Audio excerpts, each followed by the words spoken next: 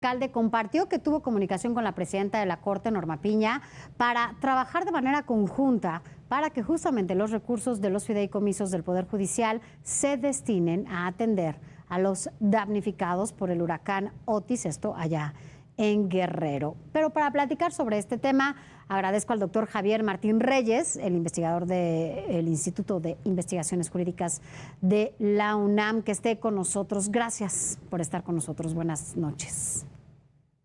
Hola, ¿qué tal? Sofía, con el gusto, como siempre, saludarte, a ti y a todas las personas que nos ven y nos escuchan. Gracias. Bueno, pues, ¿se puede, no se puede destinar estos recursos que de alguna manera están congelados, ¿no? Por todas las decisiones que se tomaron en el Congreso, para los damnificados, para lo que está pasando, sí destinarlos a este desastre que pasó allá en Acapulco? Mira, yo, francamente, Sofía, yo lo veo muy difícil, ¿no? Por dos razones. La primera es que estos fideicomisos fueron creados para fines específicos, ¿no? O sea, es decir, estos no son, como se ha dicho, guardaditos del Poder Judicial, que cuando ve que le sobra dinero llega y los guarda en una cuenta bancaria. No, esto no es así. Estos son contratos de fideicomiso que tienen finalidades específicas. Algunas de ellas son para garantizar derechos de las personas trabajadoras, para que tengan pensiones, ¿no? Que sean dignas.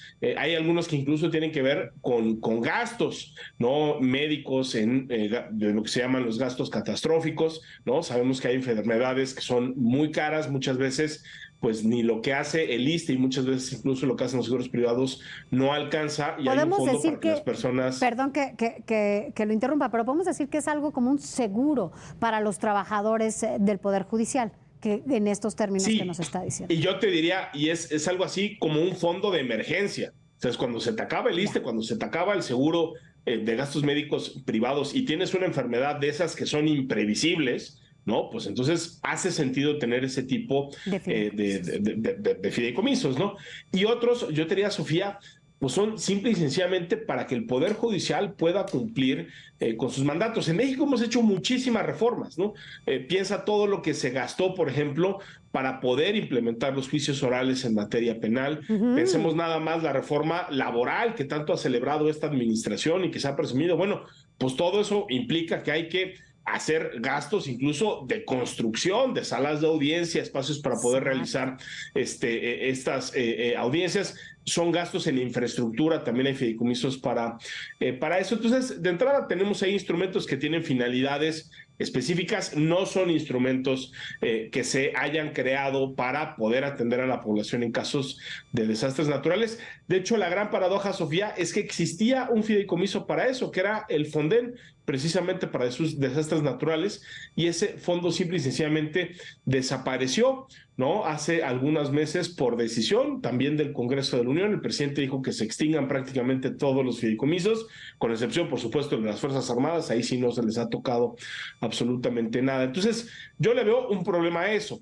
Y la otra, Sofía, es que, pues en este momento, ya lo mencionabas tú, hay una resolución de un juez federal que dictó una suspensión provisional y que, déjame ponerlo en términos muy sencillos, fue ponerle pausa a la extinción de los fideicomisos. Se han presentado ya, creo que, una buena cantidad de amparos. Yo creo que se van a presentar todavía más en los siguientes días. Yo creo que también esta es una reforma que se va a impugnar directamente ante la Suprema Corte de Justicia de la Nación a través de una figura que se llaman acciones de inconstitucionalidad. Claro. ¿Quiénes las pueden presentar? Pues las minorías parlamentarias, la oposición del Senado y también de la Cámara de Diputados. Y yo tengo la impresión, Sofía, de que esta es una reforma que muy probablemente va a continuar paralizada como está en este momento. Puede ser que se dicten más suspensiones, incluso si esta suspensión se cae o si es modificada por el propio juez de distrito. Yo creo que veremos muchas otras más, y yo creo que es tan abiertamente inconstitucional lo que se hizo, fue tan pobre el debate, son tan pobres los argumentos, es tan clara la afectación a la autonomía del Poder Judicial y también a los derechos adquiridos de los trabajadores y las trabajadoras, por supuesto, que yo creo que esto eventualmente va a ser invalidado. Entonces, yo creo que lo que hizo la ministra Piña fue abrir un canal de comunicación con el gobierno federal que parecía que estaba cerrado y creo que lo estaba. Yo creo que en ese sentido creo que la carta cumple con una función positiva, pero yo en este momento jurídicamente no encuentro una ruta mediante la cual esos 15,000 millones de pesos que se pretende apropiar de manera ilegal el gobierno federal puedan ser destinados digamos, a los damnificados de Acapulco, aunque por supuesto esa es una responsabilidad del Estado y por supuesto que habrá que destinar una enorme cantidad de recursos para eso. Simple y sencillamente creo que no tendrán o no podrían jurídicamente ser los recursos que están en los fideicomisos judiciales, ¿no? A ver, sí, son dos cosas. Una, por un lado, esto que mencionas, que bueno, pues sí, se abrió este canal de comunicación, de nueva comunicación entre la presidenta de la Corte y el Poder Ejecutivo, ¿no? Ahora, a partir de que dice, ok, voy a decir, ¿no?, que sí se vayan. Todos queremos sumar, ¿no? No solamente recursos económicos, también pues poder ir y ayudar y contribuir de alguna manera, sumar, donar, ayudar de alguna manera a lo que está pasando en Acapulco. Sí, pero si este fideicomiso finalmente es parte de los derechos de los y las trabajadoras del Poder Judicial, finalmente también ella está cediendo a que esto suceda. Y cuando ella también sabe, la presidenta de la Corte, que pues esto tampoco es posible. Entonces, ¿cómo ves también esta respuesta? Si bien contribuye a una sana relación, por otro lado está cediendo a algo que se había dicho que no. Mira, yo te voy a ser bien honesto, Sofía. Creo que la carta es extremadamente ambigua, ¿eh? O sea, es, digamos, uno la lee y no queda, o sea, ella lo que está diciendo es, ay, pues yo de alguna manera vi su propuesta y lo invito a dialogar. O sea, yo te diría casi de la carta, lo único que queda claro, pues son las últimas líneas donde dice, dígame usted, por favor, un canal de comunicación para que podamos platicar. Creo que de manera un poco interesada, ha habido lecturas pues como muy polarizantes, ¿no? Digamos, del lado del oficialismo, ¿qué es lo que han salido a decir figuras de Morena y sus aliados? La presidenta ya cedió, ese dinero sí se va a utilizar, ¿no? Cosas que yo creo que no están en la carta y no lo podrían estar, Sofía, ¿no? O sea, digamos, precisamente por lo que tú estás mencionando. Y también creo que ha habido otras lecturas del otro lado que yo creo que son un poco exageradas, diciendo, esta es una jugada maestra, ya le dio la vuelta, ya no cambió el tablero. Yo sería ahí un poquito más cauto, simple y sencillamente porque creo que la carta así está pensada, ¿no? O sea, es decir, yo creo que lo que nos ha demostrado esta administración, tanto de la Corte como del Consejo, Sofía, es que cuando quieren comunicar con claridad, lo pueden hacer muy bien. Yo creo que, por ejemplo, todo el material que ha estado circulando, los comunicados de prensa, las explicaciones sobre los fideicomisos, ahí sí la labor de comunicación social ha sido muy puntual y eso es algo que creo que hay que celebrar. Y creo que si ahora redactan una carta en estos términos, pues es porque quieren deliberadamente jugar con la ambigüedad. Yo no veo en la carta todavía una aceptación, creo que eso es algo positivo, pues porque definitivamente creo que, es más, yo te diría, eso es algo que ni siquiera ella, como presidenta de la Corte o del Consejo de la Judicatura, podría decidir de manera unilateral. Es discutible, imagínate nada más, ¿no? Si el Congreso de la Unión, si el Poder Legislativo, si la Cámara de Diputados, si el Senado lo pueden hacer, precisamente por eso está impugnado. Yo lo veo mucho más, de verdad, Sofía, como una jugada estratégica, ¿no? En un momento donde ya parecía que no iba a haber interlocución.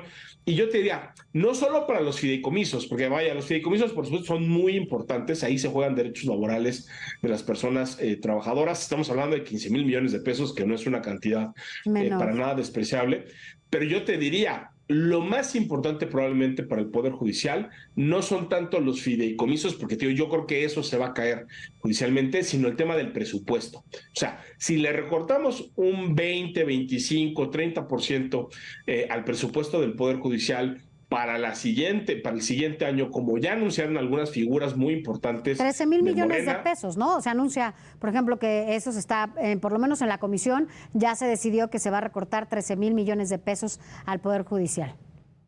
Ese sí sería, yo te diría, un golpe brutal. O sea, ahí sí creo que veríamos despidos de personal, ahí sí creo que el sistema de justicia se podría colapsar. Claro, porque además hay que decirlo como es. O sea, es decir, digamos, la mayor parte de esos recursos se termina destinando al pago de la nómina. O sea, es decir, Claro. los tribunales, ¿no? En México y el mundo, en buena medida, son buenos, son malos, funcionan mejor o peor por el personal que tienen, ¿no? Ahí Claro. los recursos humanos son fundamentales. Yo creo que sería muy difícil que el Poder Judicial pueda librarla con un recorte de estas proporciones. Ahí estoy pensando no nada más en la Corte, sino en el Tribunal Electoral y en el Consejo. Porque el Poder Judicial no es la Corte nada más, ¿no? Estamos hablando de un sistema enorme, ¿no? Ya lo decías hace unos minutos, quienes tuve que hacer lo llamaste fue un juicio oral. Un juicio oral, exacto. Un juicio oral. Y cuando ves toda la estructura, o sea, porque además yo llegué y fue en plena pandemia, entonces supuestamente no había tanta gente y te juro, o sea, ves escritorios sobre escritorios sobre escritorios sobre, o sea, las estructuras del sistema judicial están de este tamaño y pareciera que son gigantes y que tenemos está robustecido y que vaya, sobra espacio. Y lo que menos sobra es espacio cuando hablamos del personal, cuando hablamos de la infraestructura, cuando hablamos de los escritorios, cuando hablamos de estas salas en donde yo llevé un juicio y bueno, fue impecable, ¿no? La manera en la que se lleva. Entonces, hablemos más allá de la Corte. Es que creo que hace falta hablar de eso. Hablemos más allá de lo que se cree que solo es el Poder Judicial, porque va más allá de esto que se cree, que se piensa o que se dice todos los días, ¿no? Es mucho más allá de No, a ver, definitivamente. Es más, yo te diría, la persona promedio que acude al sistema de justicia no va a llevar su caso a la Suprema Corte de Justicia. La Suprema Corte resuelve un porcentaje muy importante, digamos, asuntos muy importantes, pero el porcentaje, digamos, es muy pequeño. Claro. Es decir, cuando una persona va a presentar un amparo contra cualquier cosa, contra un acto de autoridad que afecta sus derechos o una persona que se está jugando su libertad, imagínate lo importantes que son algunas de las modalidades del amparo, pues lo hace ante un juez o una jueza de distrito, ¿no? Entonces hay todo un aparato judicial que además hay que decirlo, Sofía, en términos comparados, México tiene muy pocas personas juzgadoras, ¿no? O sea, es decir, incluso a nivel América Latina, comparándonos con otras democracias, tendríamos que tener un poder judicial todavía más grande en el número de sus integrantes. Entonces, claro, un recorte de ese tamaño sería brutal y creo que la presidenta está pensando no solo en los fideicomisos, sino precisamente más adelante. En eso, ¿no? Pensando en el tema del recorte que tú ya mencionabas. Javier, gracias. Gracias y bueno, pues veamos qué sucede. Platiquemos después. Por lo pronto, gracias y buenas noches. Igualmente, Sofía, que estés muy bien.